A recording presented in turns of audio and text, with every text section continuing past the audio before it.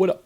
What up, Sci Fam? It's your boy, Nickel, and I'm here today to teach you about the types of genetic dominance. And what I mean by that is genetics and what is dominant and what is recessive. Or wait, is everything just simply either dominant or recessive? Today, we're going to learn about other ways that things can interact with each other, other than just this idea that we've already learned in our genetics unit about complete dominance. We're going to start to introduce some other more complex types of dominance known as incomplete dominance and codominance. So let's begin our journey here, learning about types of genetic dominance. To start, though, I think what we need to begin with here is kind of reviewing what it is that we've already talked about. So essentially, we're going to start with what we already know, and that is the system of complete dominance. And in complete dominance, only one allele in the genotype, remember genotype is the letters that we use, so like B, or A, or A. Remember, we can't just use the letters, but the genotype is like heterozygous, homozygous dominant, or homozygous recessive. So in complete dominance, only one allele in that genotype is seen in the phenotype. And today, phenotype, remember, is the physical appearance of an organism. And today we're going to look at chickens. So first off, we have this. We have a black feathered chicken, and we have a white feathered chicken. So since I put this black feathered chicken underneath the homozygous dominant genotype, these are our genotypes, we know that black then is dominant because if there's a dominant allele present, then it's going to produce this black phenotype. So our phenotypes, here we would end up with a black chicken if their genotype was homozygous dominant.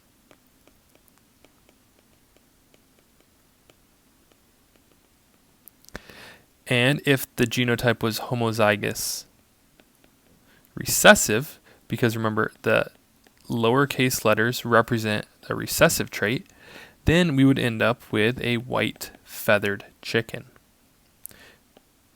because there's no dominant allele to produce the black feathered chicken. So we only have recessive alleles, and when there's only recessive alleles, we end up with a white feathered chicken.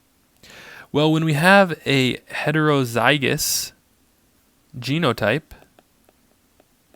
remember, hetero means different, so we have one dominant and one recessive allele. Well, in this case, the dominant allele overpowers the recessive allele, and so we would end up with a black feathered chicken. So maybe I could copy this and show over here that if it's heterozygous, we're going to end up with another black feathered chicken. Okay, this is what we've talked about in the past, is this idea that we can now define as complete dominance, where one allele is going to be seen in the phenotype. Either the dominant overpowers the recessive in the heterozygous, or it's homozygous recessive and we end up with the recessive trait, or it's homozygous dominant and we end up with the dominant trait. Well, let's learn about some different types of dominance. Now, it might appear as though this is the same, but it's going to end up looking a little bit different. This one is called incomplete dominance. And in this case, we end up with a mixture. Or if you could think about this as a blend. So think about like a blender. It mixes everything up. So a mixture or a blend of the alleles in the genotype are seen in the phenotype. A mixture or blend of the alleles in the genotype. If we have two different alleles, we're going to blend those traits when we look at the phenotype. So let's explain what that actually means. So down here we have our genotype, and our genotypes here, we have homozygous dominant, homozygous recessive, and heterozygous. Well, in this case, when we look at the phenotypes, if we only have dominant alleles, then we're going to end up with this trait that is known as our black feathered chicken. And if we only have the recessive alleles, we're going to end up with this trait that is known as our white feathered chicken. But in incomplete dominance, if you end up with a heterozygous genotype, the phenotype is going to be a little bit different. And in order to show you, I need to go to my photo library here, and I need to pick up my gray chicken, because what's going to happen here is that we're going to get some black and get some white feathered chickenness here in our chicken, and so we're going to end up with a mixture of the two different phenotypes. So a little bit of black, a little bit of white makes this gray feathered chicken.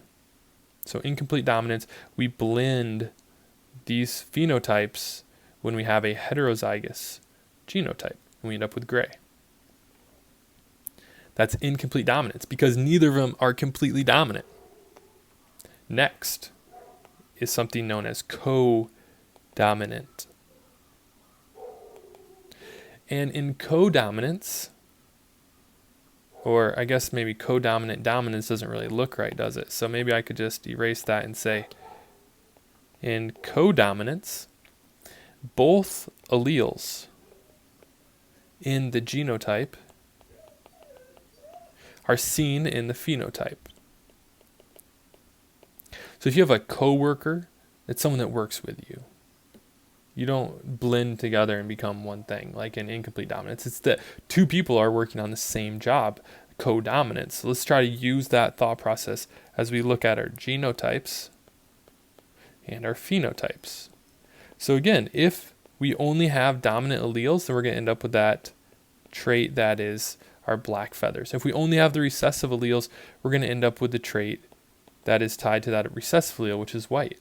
But in this case, when we have our heterozygous genotypes, when we have codominance, we're going to see both. So we're going to see black and white feathers on our chicken. So let me go to my photo library.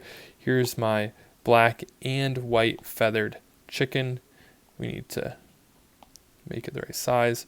There we go. So you can see codominance, we end up with a different type of chicken for heterozygous than we did with incomplete dominance. In incomplete dominance, neither one of these alleles overpower the other. They kind of work together. They blend. Here, neither of them overpower each other. Instead of them blending, though, both of them are shown, and we end up with black and white feathers. All right, let's show one last example here as we compare the three types of dominance. So let's look at flower type. In complete dominance, there's only going to be two different phenotypes. So let's say our genotype, let's use the letter G here. So if we have homozygous dominant, the dominant allele, or the dominant phenotype here is going to be a red flower. So we could say this one is homozygous dominant. The one that's going to be recessive, homozygous recessive, is going to produce a yellow flower. And if we have heterozygous, which I might have said just a second ago, but what I meant was homozygous recessive. A heterozygous genotype, the dominant allele is going to overpower the recessive, so we end up with the dominant trait, which is red. So when there's complete dominance, we only really have two different phenotypes, red and yellow. In incomplete dominance, remember, neither allele will completely dominate the other one. So let's start with homozygous dominant. In a homozygous dominant phenotype, we're going to end up with red. So in incomplete dominance, homozygous dominant is going to give us the red flower. If we have homozygous recessive, that's going to give us our yellow flower. But in this case, when we have heterozygous, the heterozygous, neither of these alleles will overpower the other, so we end up with a little bit of red, a little bit of yellow, and we end up with an orange type of color. Now with codominance, they're going to show up together because they're co-workers, they're co-friends. I don't know. Co means that they're working together though. So if we end up with homozygous dominant, we end up with our red flower. This is our genotype, which I don't need to write it again because it's already over here. So now our phenotype for codominance is red. Our phenotype for homozygous recessive is yellow. But with codominance, when we have a heterozygous genotype, we end up with this looking flower that's red and yellow. Okay. Hopefully these examples have helped you understand the difference between codominance and incomplete dominance. Here, let me pick a flower for you. Yay, have a great day.